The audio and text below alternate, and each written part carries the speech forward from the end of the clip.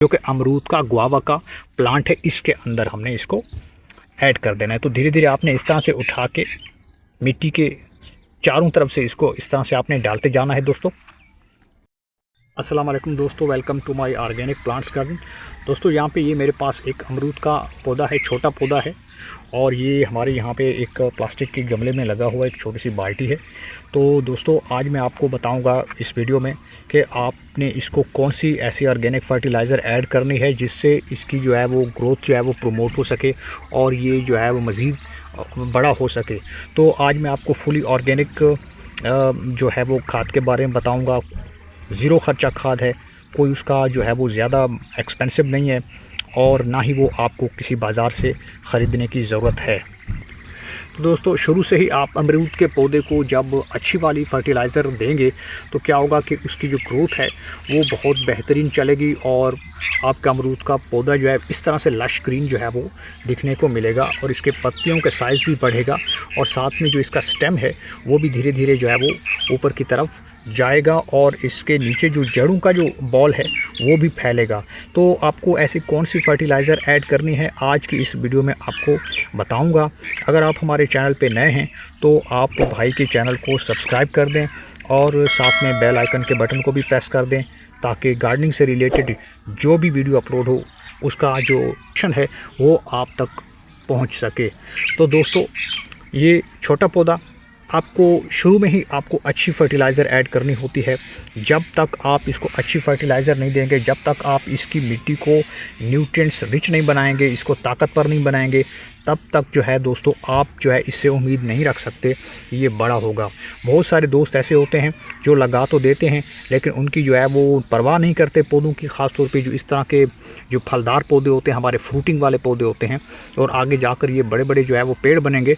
तो अभी से आपने इसको ऐसी फर्टिलाइज़र देनी है जिससे इसको मुस्तकबिल में किसी तरह का कोई बीमारी का अटैक भी ना हो और इस तरह से इनकी पत्तियों का जो ग्रीनरी आपको नज़र आ रही है वो भी इस तरह से बरकरार रहे और मिट्टी के अंदर जो न्यूट्रिएंट्स हैं वो भी इसके अंदर मेंटेन रखने हैं आपने। तो कब पानी देना है, कब इसको खाद देनी है, आज वो सारी बातें जो है वो इस वीडियो में डिस्कस करूँगा। वीडियो को लास्ट तक देखें। तो दोस्तों यहाँ पे मेरे पास यहाँ पे इस छोटी सी प्लेट में दो तरह की जो है वो खादें रखी हुई हैं।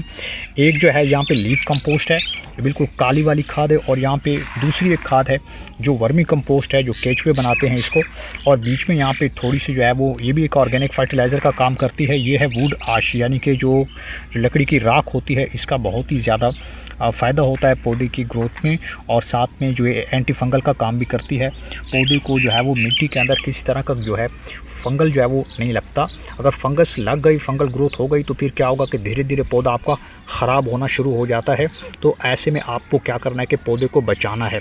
तो बचाने के लिए यहाँ पे इन दो फर्टिलाइज़र में मैं यहाँ पे जो है वो वुड आश का भी इस्तेमाल करूँगा। जो लीफ कंपोस्ट है और साथ में जो वर्मी कंपोस्ट है, ये दोनों बहुत ही बेहतरीन फुली ऑर्गेनिक और डिकम्पोस्ट हमारे पास जो है वो ऑर्गेनिक खादें हैं।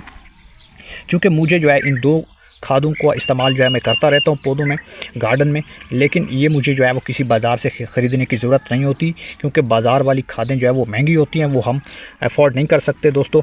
तो आपको हमेशा ऑर्गेनिक जो कंपोस्ट होती है वो हमेशा आप कोशिश करें कि आप घर पे ही तैयार किया करें या अपने गार्डन में ही तैयार किया करें।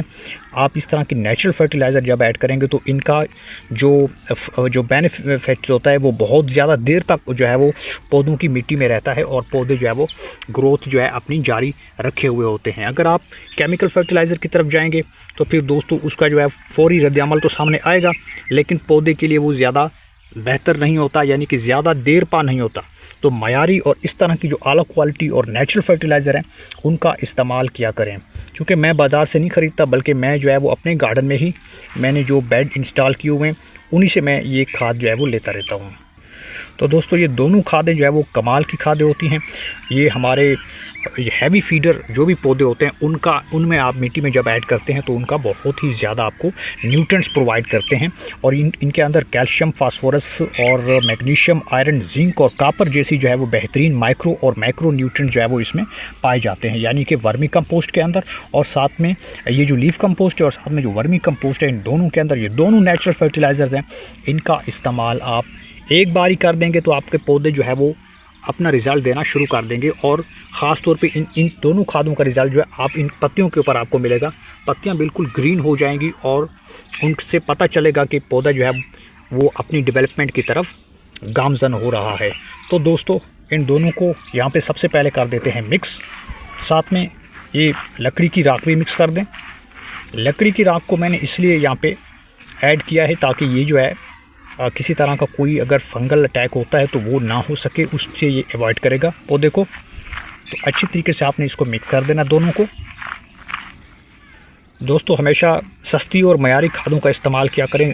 बाज़ार वाली केमिकल ट्रीटेड खादों से जान छुड़ाएं, उनका इस्तेमाल बिल्कुल भी ना किया करें। हमारी डेली लाइफ जो एक्टिविटीज़ होती हैं दोस्तों, उनके ऊपर भी उनका बुरा असर होता है। जब हम फ्रूट्स खाते हैं तो हमारी सेहत के ऊपर बहुत जो है बुरे असरात मुरतब होते हैं। तो आप उनसे जान छुड़ाएं और इस तरह की कंपोस्टिंग करके घर में ही खादों का इस्तेमाल किया करें, पौधों में डाला करें।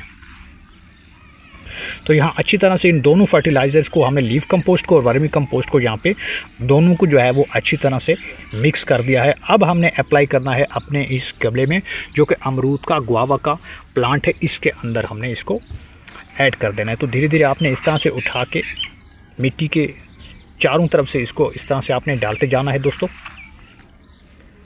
धीरे धीरे आप देखेंगे कि बहुत इसके ऊपर रिज़ल्ट्स मिलना शुरू हो जाएंगे। शुरू में छोटे पौधे को हमेशा अच्छी वाली खाद दिया करें ताकि आपको आगे चल के जो है, आगे इसने बड़ा होना है और इसके ऊपर बहुत ज़्यादा ब्रांचेस भी आनी हैं और फ्रूटिंग भी लगनी है और फूल भी आने हैं, तो फिर आपको बाद में कोई परेशानी ना हो। तो यहाँ पे हमने इसको अच्छी तरह से जो है वो चारों तरफ से हमने इसको डाल दिया है पौधे के। और अब यहाँ पे हमने करना ये है कि इसको मिट्टी के अंदर थोड़ा थोड़ा हल्के हाथों से इसको मिक्स करते जाना है दोस्तों। इस तरह से आप मिक्स करते जाएंगे। इसका फ़ौरन जो इसके न्यूट्रिएंट्स हैं वो मिट्टी में शामिल हो जाएंगे और बहुत कम वक्त में हमें इसका रिज़ल्ट जो है वो देखने को मिलेगा। 100% रिज़ल्ट आपको देगा पौधा। शुरू में आप पौधे की खिदमत करें, पौधा आगे जाकर आपको बहुत ज़्यादा इसके जो फ़वाइद हैं वो आपको देखने को मिलेंगे। यहाँ पे अच्छी तरह से हमने इसे कर दिया मिक्स। अब इसके बाद हमने इसके ऊपर जो है वो वाटरिंग करनी है, पानी देना है प्रॉपर। दोस्तों ख्याल क्या करें, जिस तरह से आजकल की जिस तरह गर्मी का मौसम है और बहुत ज़्यादा जो है वो टेम्परेचर बढ़ रहे हैं, तो इसका जो असर होता है रोशनी का, सूरज की, वो पत्तों के ऊपर बहुत बुरा होता है। तो आप कोशिश करें पानी जो है वो सवेरे के टाइम लगा दिया करें, और मैं तो कहता हूँ पानी 2 टाइम लगाएं क्योंकि बहुत ज़्यादा गर्मी होती है, और एक सेकंड टाइम शाम के वक्त लगाया करें। और इसे धूप में जो है सुबह की धूप इसको लगनी चाहिए और साथ में जो शाम की जो धूप होती है वो लगनी चाहिए। ज़्यादा गर्मी और इंटेंस ऑफ लाइट में आपने इसको नहीं रखना है। तो इस चीज़ का आप ख्याल रखें और इस चीज़ को जो है आपने नोट करना है। दोस्तों इस फर्टिलाइज़र को आप दोबारा 15 दिन के बाद ही थोड़ा थोड़ा करके आप इस तरह से डाला करें। तो मैं अब यहाँ पे दे दूँगा इसे शॉवर की मदद से बहुत ज़्यादा पानी जो है इसका बहुत ही बेहतरीन जो है वो तरीका है न्यूट्रिएंट्स को एब्जॉर्प्शन के लिए। सारे न्यूट्रिएंट जो है पानी में अच्छी तरह से मिक्स हो जाएंगे। इस तरह से आपने अच्छे से पानी जो है इसको दे देना है। तो दोस्तों उम्मीद करता हूँ आपको ये वीडियो पसंद आई होगी। लाइक और शेयर कर दें। Thanks for watching.